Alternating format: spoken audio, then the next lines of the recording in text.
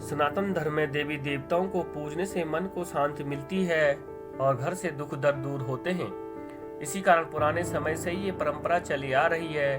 कहते हैं जब कुछ समझ में न आए तो सब भगवान पर छोड़ देना चाहिए, वो सब अच्छा ही करते हैं। इसलिए जिन घरों में हर रोज पूजा की जाती है वहाँ का वातावरण सकारात्मक और पवित्र रहता है, दरिद्रता दूर रहती है। दीपक और अगरबत्ती के धुएं से स्वास्थ्य लाभ होता है, इससे नुकसान पहुंचाने वाले सूक्ष्म कीटाणु मर जाते हैं। शास्त्रों के अनुसार पूजन के लिए कई आवश्यक नियम बताए गए हैं।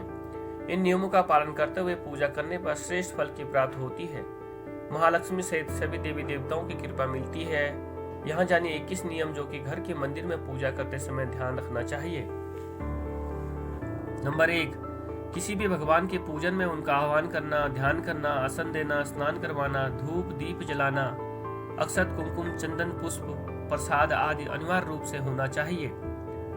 नंबर 2, पूजन में पान का पत्ता भी रखना चाहिए। ध्यान रखें पान के पत्ते के साथ इलायची, लौंग, गुलकंद आदि भी चढ़ाना चाहिए। पूरा बना हुआ पान चढ़ाएंगे तो श्रेष्ठ रहेगा। नंबर 3, देवी देवताओं को हार, फूल, पत्तियां आदि अर्पित करने से पहले एक बार साफ पानी से अवश्य धो लेना चाहिए। नंबर 4, सभी प्रकार की पूजा में चावल विशेष रूप से चढ़ाए जाते हैं। पूजन के लिए ऐसे चावल का उपयोग करना चाहिए जो टूटे ना हो।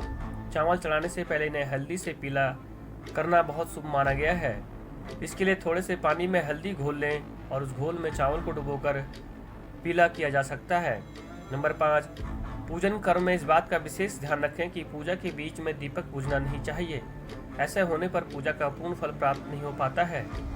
नंबर 6, भगवान विष्णु को प्रसन्न करने के लिए पीले रंग का रेशमी कपड़ा चढ़ाना चाहिए। माता दुर्गा, सूर्यदेव और श्री गणेश को प्रसन्न करने के लिए लाल रंग का कपड़ा, भगवान शिव को प्रसन्न करने के लिए सफेद वस्त्र अर्पित करना चाहिए। नंबर 7, किसी भी प्रकार के पूजन में कुल देवता, कुल देवी, घर के वास्तु देवता, ग्राम देवता आदि का ध्यान करना भी आवश्यक है। इन सभी का पूजन भी करना चाहिए।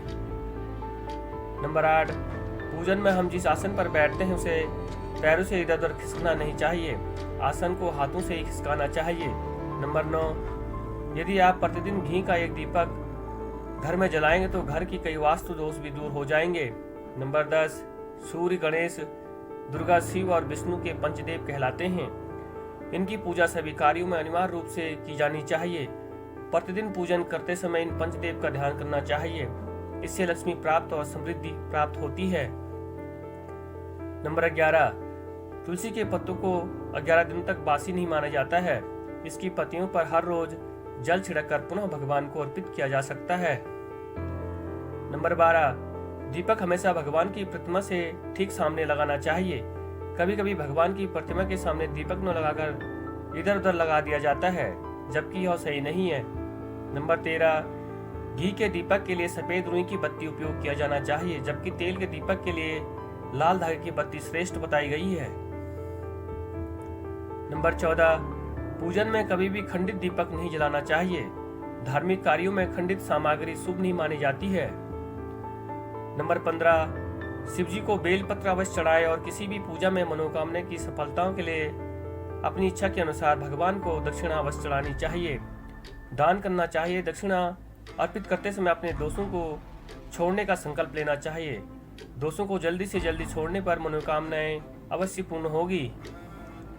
नंबर 16, भगवान सूर्य की 7, श्री गणेश की 3, विष्णु जी की 4 और शिव जी की आधी परिक्रमा करनी चाहिए। नंबर 17, घर में या मंदिर में जब भी कोई विशेष पूजा करे तो अपने इष्ट देव के साथ ही वास्तविक कलश, नवग्रह, देवता, पंचलोकपाल, सप्तमार्थ का पूजन भी अनिवार्य रूप से किया जाना चाहिए। इन सभी की पूरी जानकारी किसी ब्राह्मण से प्राप्त की जा सकती है। विशेष पूजन पंडित की मदद से ही करवाने चाहिए ताकि पूजा विधिवत हो सके। नंबर 18, घर में पूजन स्थल के ऊपर कोई कबाड़ या भारी चीज न रखें। नंबर 19, भगवान शिव को हल्दी नहीं चढ़ाना चाहिए और न ही शंख से जल चढ़ाना चाहिए। नंबर 20, पूजन स्थल पर पवित्रता का ध्यान रखें। चप्पल पहनकर कोई मंदिर तक नहीं जाना चाहिए। चमड़े का बेल्ट या पर्स अपने पास रखकर पूजा न करें। पूजन स्थल पर कचरा इत्यादि न जमा हो जाए। नंबर 21, मंदिर में लगे सूखे हार फूल हटा देने चाहिए।